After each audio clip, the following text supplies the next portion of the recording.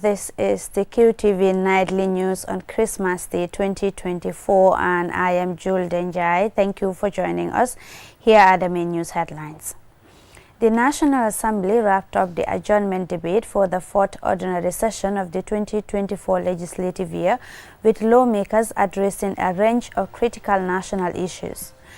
Meanwhile, Vice President Mohamed B.S. Jallow and 6 cabinet ministers responded to the various concerns raised by National Assembly members. In a major development for the Gambia's industrial and infrastructure sectors, Gaj Global Trading has officially launched its Bakal Project, marking a significant milestone in the country's economic progress. Now, the Ministry of Information, Media and Broadcasting Services, in partnership with the Freedom House, hosted an orientation ceremony for 10 graduates from the School of Journalism and Digital Media on Tuesday who have secured paid internships. On Tuesday, the government of the Gambia, through the National Center for Arts and Culture, made a significant contribution towards promoting the country's rich cultural heritage by presenting cash donations totaling to over $400,000 to 17 festival organizers from across the nation. These and other stories coming ahead. Do stay with us.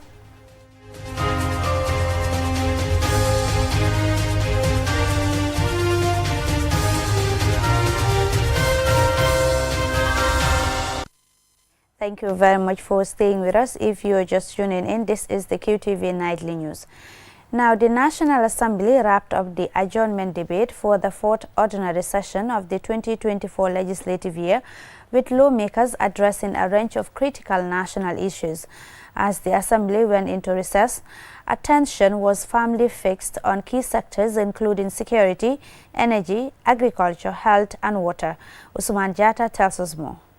The National Assembly bade farewell to the 2024 legislative year, with NAMS engaging in a thorough review of the government's performance over the past year and the priorities set for the upcoming budget and policies. I am not here for only Foni, I am here for the Gambia. A sense of urgency was felt throughout the discussions as they addressed the plight of the electorate. Honorable Abdullah Sise, NAM for Olyundum, Honorable Fali M. Kora, NAM for Tumana, Honorable Bakar K. Baji, NAM for Foni Bintang, Honorable Abdul Sow, NAM for Combo South, and Omar Dabo, NAM for Opanyomi, all took part in the session. Most of the villages in Foni, Bintang, Kabana and other parts of the Gambia are not having electricity. And remember, we are in the 21st century. You going around during your political tour and telling them that we bought electricity more than any other government that was here. But that is your mandate. And that is what you have promised Gambian people. And then forgetting that, it is through the budget, it is through the National Assembly that you are implementing what you are implementing. We will still, implore on the government to adjust a little bit to support us in the area of water, Honorable Minister. We have communities in my country that doesn't have water. They, almost 1 year, water has not been coming from the taps. Even in my own compound, my father's house, our tap has not been having water for almost about 1 year or 1 year so. So I think we need to look into those areas and support the people. Honorable Speaker, I would wish the Ministry of Health to consider upgrading or equipping the Kafuta Health Facility, the Pirang Health Post, the Basori Health Post. Having these facilities equipped with medical facilities and medical personnel would also help the people of Combo East to save part of their lives. We thank the government of the day for giving us almost like 86 kilometers of road. Yes, still there are areas within Opanyomi that need to be constructed as far as road is concerned, especially from the main Hakalang Johnson to Bakalar Madina City, that's for cluster community. Between those 4 villages and the road, there's a valley, there's a swamp, it's a swampy area. And during the rainy season, those people have big problem to come out from where they are. The Gambia-Spain Circular Migration Agreement also, and some other agreements, our people are very happy, and we want to thank the government. However, we are requesting the government if they can create, decentralize the recruitment of people. We have offices in URR, so that our people will not be moving all the way from URR to be coming here to apply for this opportunity, Honorable Speaker. While some challenges remain, the adjournment debate was an opportunity for the National Assembly to set the tone for the upcoming year, highlighting the need for accountability, transparency, and proactive solutions. In his closing remarks, the Speaker of the National Assembly, Fabakary Tombong Jatta, thanked Vice President Mohamed B.S. Jallow and the ministers for appearing before Parliament. I wish on behalf of both sides of the Assembly, and indeed on my own behalf, register our appreciations to His Excellency, the Vice President, and Honorable Ministers for their cooperation during this ordinary session. To witness this adjournment debate also affirms the relations between the organs of state. With the end of the adjournment debate, all eyes will be on the government's actions in the coming months as it works to fulfill the promises outlined in the 2025 budget and tackle the critical issues discussed in the Assembly. Osman Jatta, reporting for QTV News. Meanwhile, Vice President Mohamed B.S. Jallow, together with 6 other ministers, responded to various concerns raised by National Assembly members. Here is an excerpt compiled by Osman Jatta. There is an issue about rental payment being denominated in foreign currency. We'll mention that the Gambian dalasi is the legal tender, and Gambian-based transactions denominated in foreign currency are not enforceable. And anybody who is asked to do so will not be out of law if you refuse to do so. Memo, just to assure you, I have actually engaged both BCC and other area councils. As you know, in many developed countries and developing countries alike, the councils are actually engaged in low-cost housing. I guess that is the only way you can bring down the rents, the high level of rents that are being charged. I have this current council, I've had the discussion with the mayor, the mayoress, and the deputy mayor, and see. And I've also been discussing with a lot of estate agents to link them with the council, working together with government to see how we can build houses so that, particularly in Banjul and KMC, so that would bring down the cost of rent. With the Spanish one, implementation will commence very soon. I am not in a position to give a date yet, but we have finished all the consultations with the Spanish government, and we will now be inviting applications. This will be shared with the public officially, and it will be on all media houses. Price stability in the market. I just wish to report that as far as our data is concerned, from May of this year to date, prices of essential commodities have not been skyrocketing. They have been on a flat curve and they are straight. Honorable member for all Yundum, similarly, he has been complaining about lack of water supply. This is true. There are areas around Sinchu, the Welengara areas that have not been getting water for some time now. But with the interventions of the OIC project and also the intervention from the French Development Agency, both of which are concurrently being implemented, I think with that implementation completed, there will be significant improvement in water supply in those areas as well. Water supply situation in Basse is not adequate because Basse, being a growth area, has expanded a lot, and therefore the current facilities that are there is not adequate to meet the demand. But there's an intervention from the Giraffe project, and this will come to be able to support the production and also to expand to new areas in the Basse catchment area. One of the issues is about the HAR Project, that's the West Africa Coastal Resilience Project, that is working on mitigating flood issues within the Greater Banjul area, specific here, the Kotu stream. His Excellency, the President and the entire Cabinet are always concerned about this project, knowing fully well that once this project is implemented as designed, will go a long way in cushioning matters of floods within the Greater Banjul area, which is a national disaster and a national concern for that matter. The project is a 5-year project. We did the national launching last year, May, and we are now into the formulation of the actual project implementation. Experts have been recruited. The design is under study. The design is under reviewed. So hopefully the project actual will be implemented in the 2025, 2026. I was in Faraba, interestingly, and I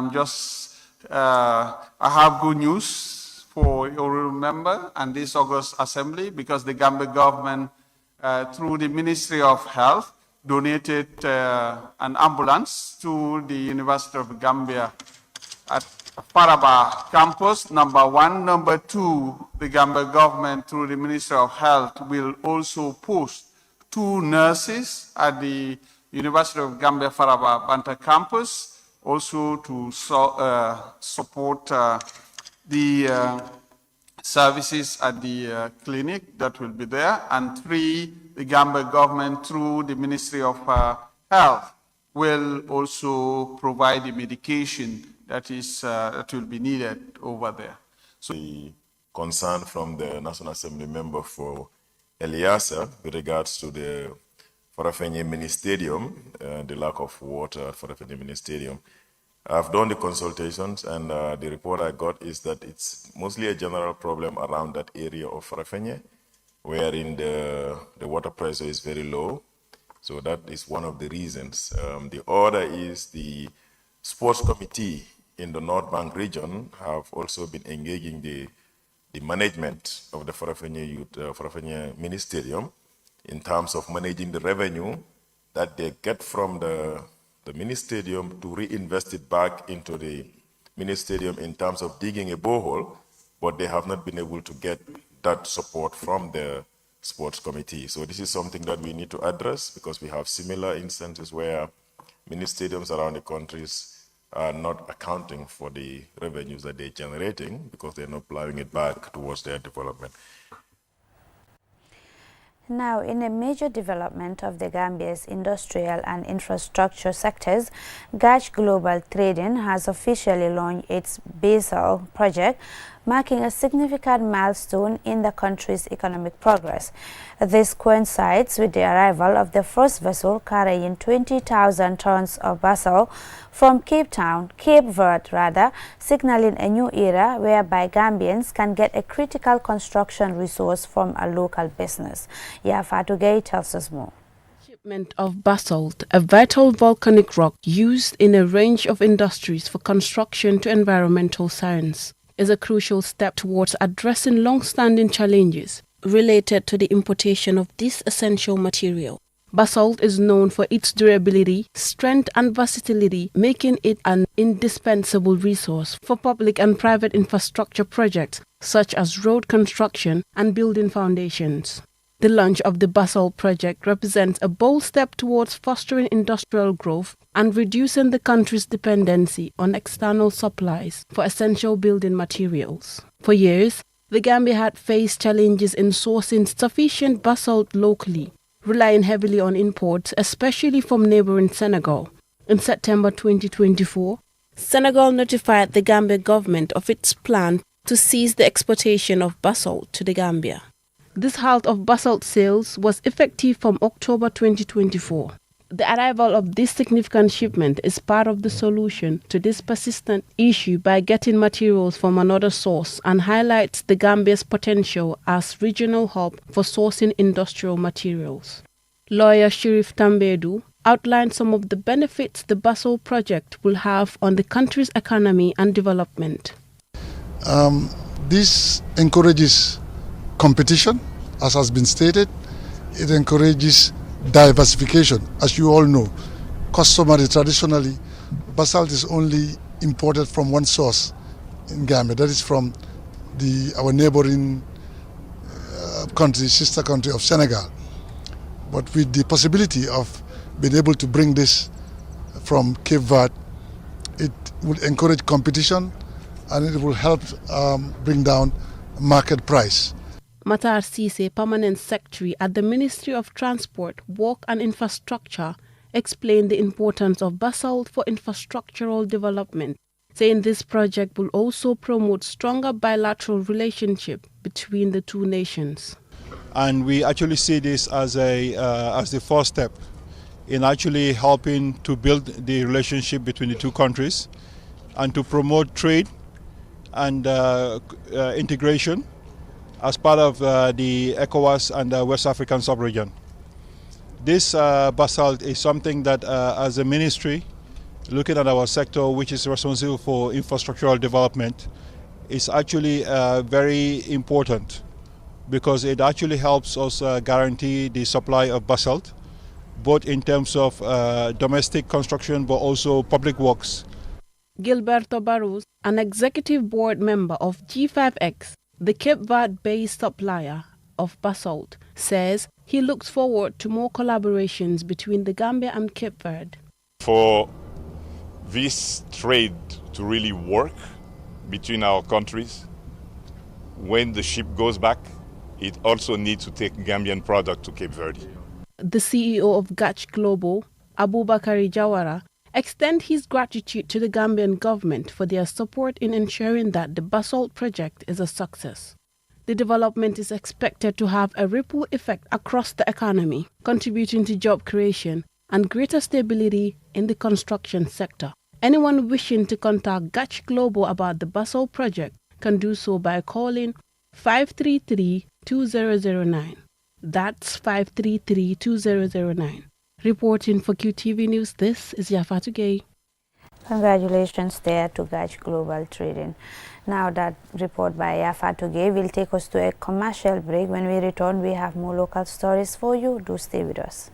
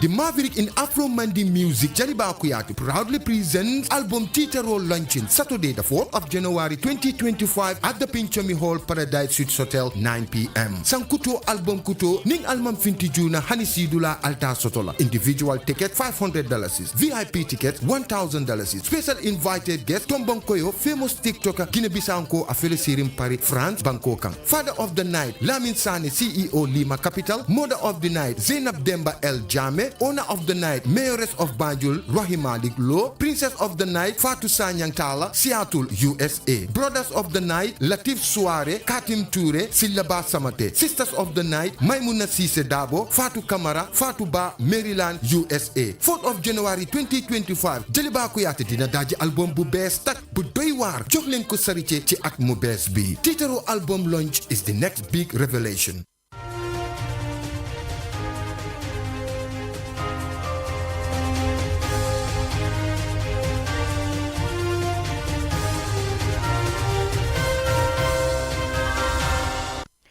Welcome back. If you're just tuning in, this is the QTV Nightly News, and now to the rest of our stories.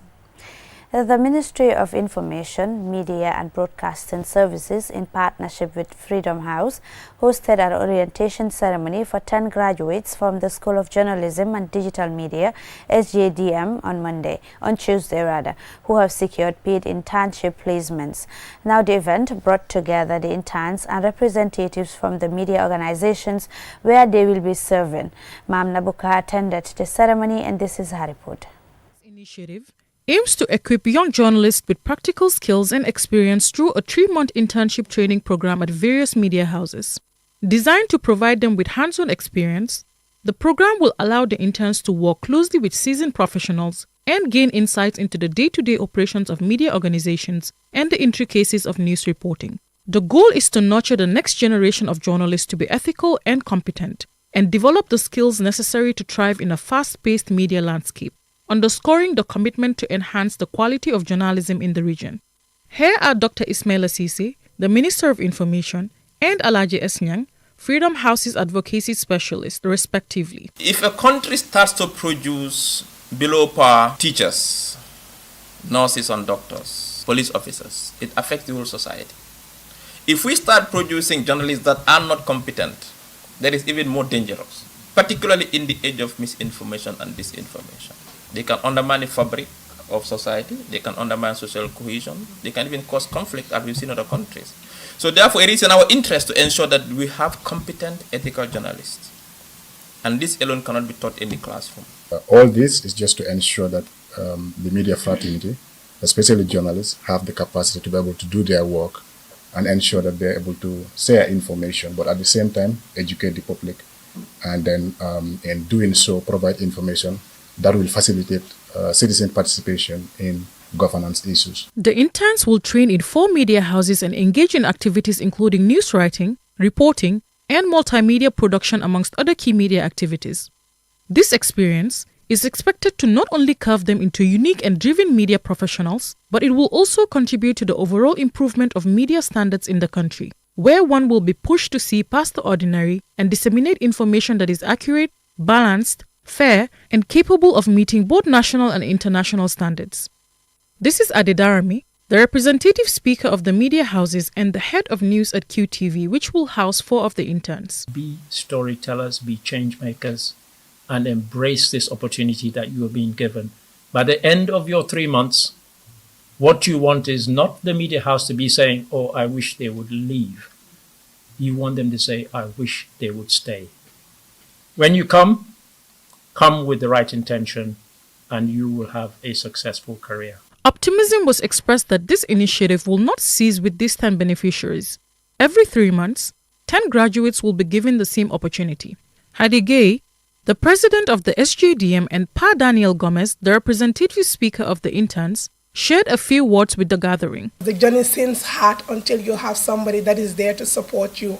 And for us, the journey is easy because we know that we have a lot of excellent leaders outside there that are there to guide and make this dream possible for us. So we are going to make the change. We are going to change the media industry. And we are looking forward to gaining hands-on training with the internship, and then also bring what we've been taught in class and practicalize it in a more practical form.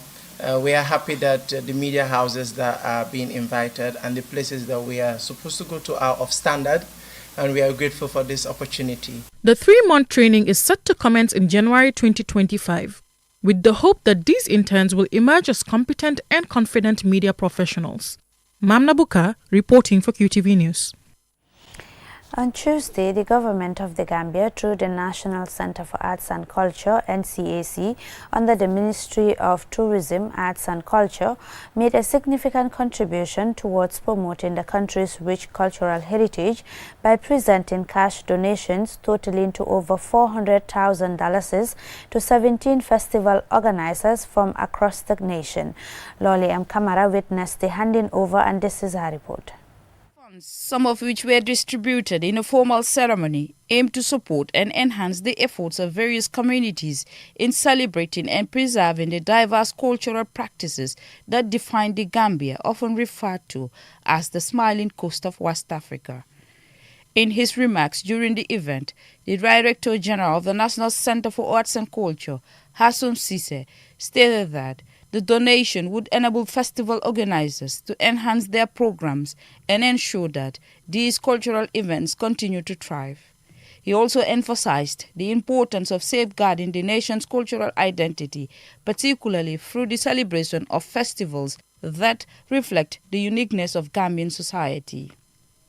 Kodu El Jaban Senghor, the Permanent Secretary, Ministry of Tourism, Arts and Culture, expressed her excitement at being part of this community engagement. For her, this initiative underscores the importance involvement of youth in the organization of this annual festival.